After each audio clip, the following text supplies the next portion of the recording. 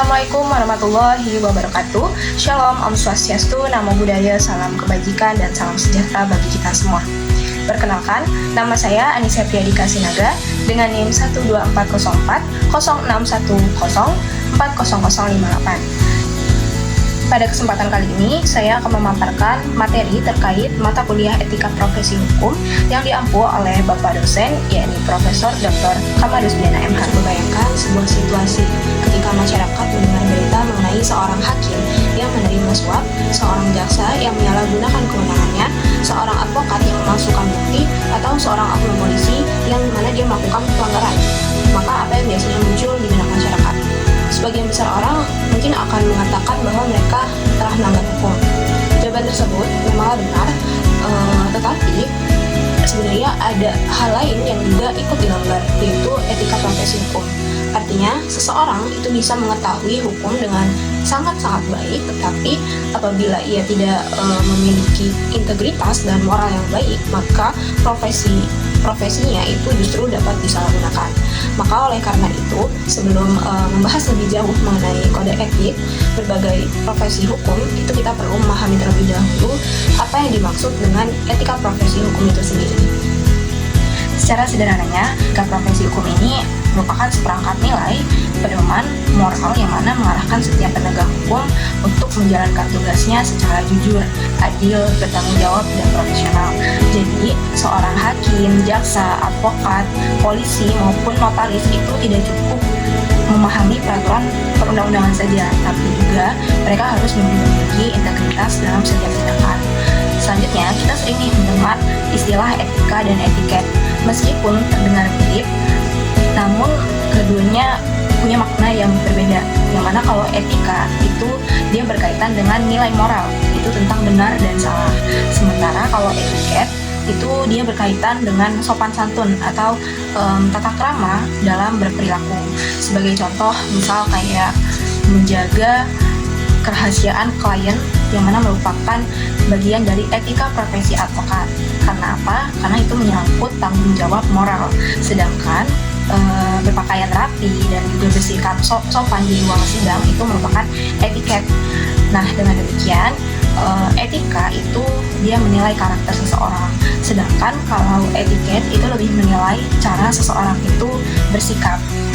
Lalu, apa sih yang menjadi dasar seseorang itu mampu bertindak secara etis? Jawabannya adalah moral.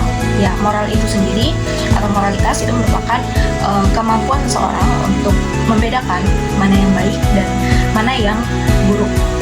Nah, moralitas ini tidak dipungkiri dia terpengaruhi atau dipengaruhi oleh berbagai faktor kayak hati nurani, agama, pendidikan, lingkungan, dan juga budaya. Selain itu, moralitas juga punya beberapa unsur, yaitu adanya kesadaran, kebebasan dalam memilih, yaitu memilih tindakan, lalu ada tanggung jawab, serta nilai baik dan buruk sebagai pedoman dalam bertindak. Nah, dari penjelasan tadi sebelumnya, kita dapat pahami bahwa etika, etiket, dan moralitas itu sebenarnya saling berkaitan. Ketiganya punya dan menjadi dasar gitu agar setiap profesi hukum ini bisa menjalankan tugasnya dengan penuh tanggung jawab dan juga tetap menjaga kepercayaan masyarakat. Setelah memahami terkait kode etik profesi, itu kita akan membahas penerapannya pada masing-masing profesi hukum. Pertama, kita akan mulai dari profesi hakim. Kode etik profesi hakim, di mana hakim di sini punya peran yang sangat-sangat penting karena putusannya itu pastinya menentukan terpenuhi atau tidaknya rasa keadilan bagi para pencari keadilan itu sendiri. Maka dari itu, seseorang atau seorang hakim itu wajib menjunjung tinggi prinsip integritas, kejujuran, kemandirian, profesionalisme, dan juga bersikap adil dan tidak memihak.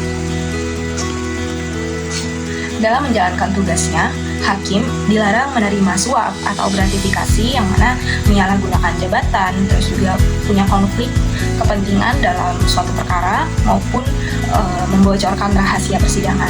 Nah, jika seseorang atau seorang hakim itu melanggar kode etik tersebut, maka ia bisa dikenai sanksi mulai dari teguran, pemberhentian sementara, lalu sampai pemberhentian tetap. Jadi sesuai dengan tingkat pelanggarannya. Nah, dari profesi hakim ini kita dapat melihat bahwa integritas merupakan hal yang tidak dapat ditawar. Sebab ketika integritas seseorang hakim itu hilang, maka kepercayaan masyarakat terhadap lembaga peradilan juga akan ikut menurun.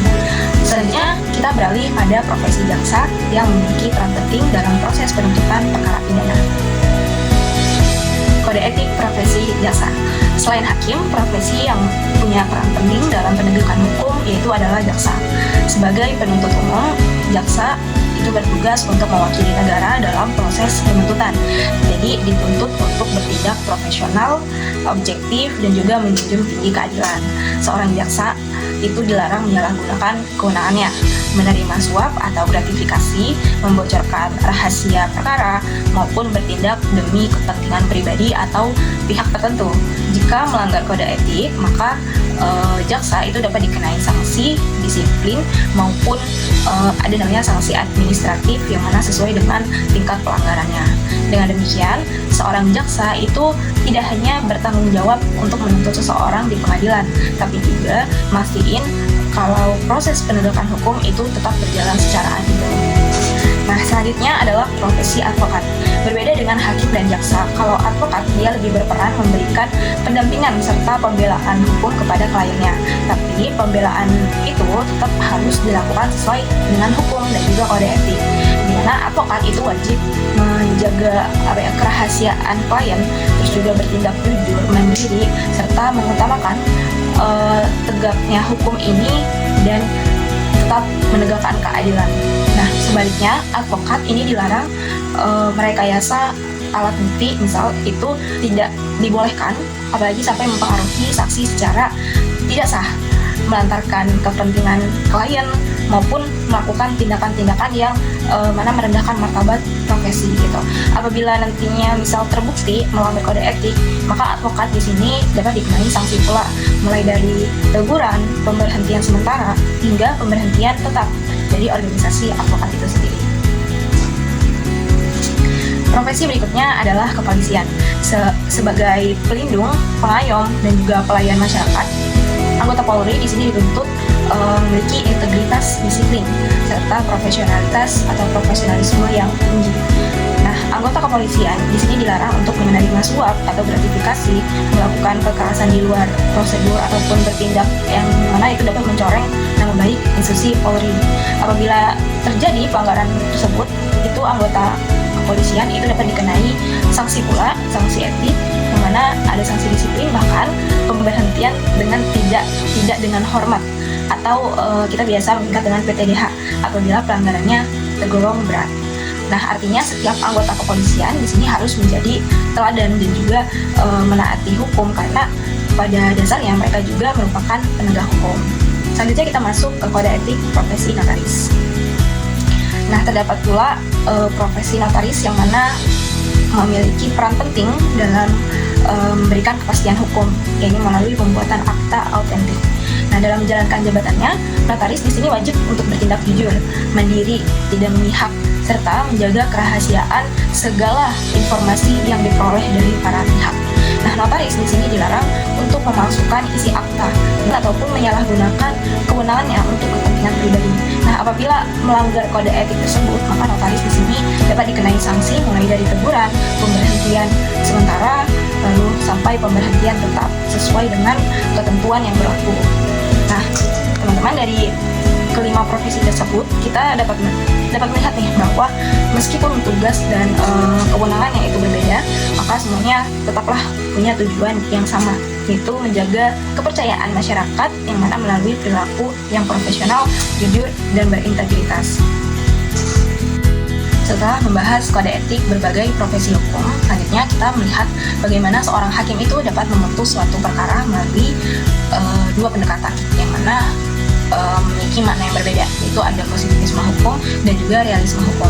Nah, dalam aliran positivisme hukum di sini hakim berpegang teguh pada aturan hukum yang mana tertulis, yang fokusnya itu adalah kepastian hukum, sehingga putusan itu didasarkan pada bunyi undang-undang yang berlaku.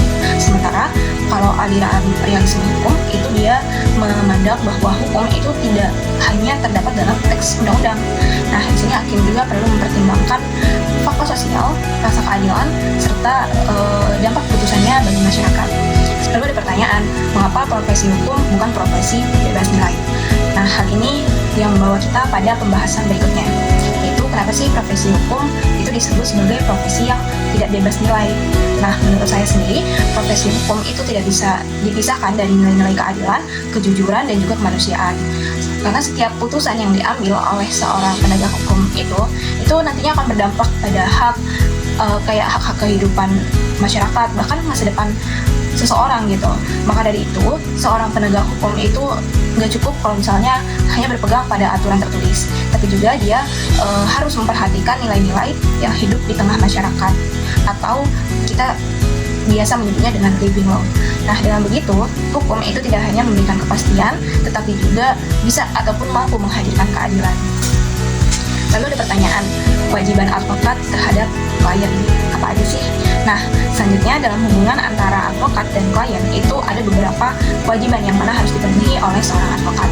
Di mana di sini advokat wajib untuk memberikan bantuan hukum secara sungguh-sungguh membela kepentingan klien dengan itikat baik, memberikan pelayanan secara profesional, serta tidak melantarkan perkara yang mana sudah dipercayakan kepada si advokat ini. Nah, apabila seorang advokat ini sengaja melantarkan klien tanpa adanya alasan yang dapat dibenarkan, maka tindakan tersebut merupakan pelanggaran terhadap kode etik dan dapat dikenai sanksi sesuai ketentuan di organisasi advokat itu sendiri. Nah, selain memberikan pembelaan, di sini advokat juga punya kewajiban untuk menjaga kerahasiaan seluruh informasi yang diperoleh dari si klien. Prinsip inilah dikenal sebagai privilege communication. Nah, prinsip tersebut itu bertujuan agar si klien ini dapat menyampaikan seluruh fakta secara terbuka tanpa adanya rasa takut bahwa informasinya itu nantinya khawatir disalahgunakan. Nah, tapi dalam kondisi tertentu yang diatur oleh peraturan perundang-undangan, kerahasiaan itulah dapat dikecualikan sesuai dengan ketentuan hukum yang berlaku. Promosi jasa hukum di media sosial.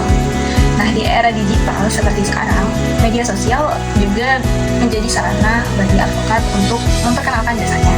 Tapi, promosi tersebut itu tetaplah punya batasan etis. Nah, di sini advokat boleh nih untuk memberikan informasi yang mengenai identitas, keahlian, atau layanan yang ia miliki. Tapi dia tidak boleh untuk membuat iklan yang mana berlebihan gitu dan menjanjikan kemenangan perkara ataupun menjatuhkan profesi advokat lainnya gitu.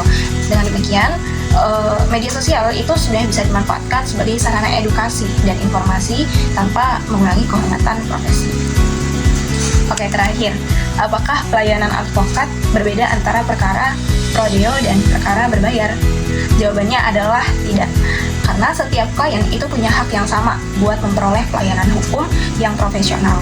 Perbedaannya itu mungkin di biaya tidak boleh mempengaruhi kualitas pembelaan yang diberikan, sehingga hal ini merupakan wujud tanggung jawab sosial advokat, sekaligus dia bentuk komitmen untuk mewujudkan akses terhadap keadilan bagi seluruh lapisan masyarakat. Memasuki penutup dari seluruh pembahasan yang telah saya sampaikan, maka dapat disimpulkan bahwa etika profesi hukum itu merupakan fondasi utama dalam setiap profesi hukum. Keahlian di dalam di bidang hukum itu memanglah penting gitu, tapi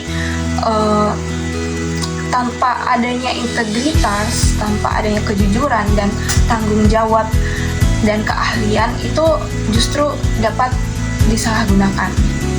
Maka dari itu, keberadaan kode etik itu bukan hanya untuk mengatur perilaku para penegak hukum saja, tapi juga untuk menjaga kehormatan profesi serta membangun kepercayaan masyarakat terhadap sistem hukum. Demikian pemaparan yang dapat saya sampaikan. Terima kasih atas perhatian dan terima kasih juga kepada Bapak Profesor Dr. Kamarusdiana MH serta seluruh pihak yang telah menyaksikan video ini. Sekian, wassalamualaikum warahmatullahi wabarakatuh.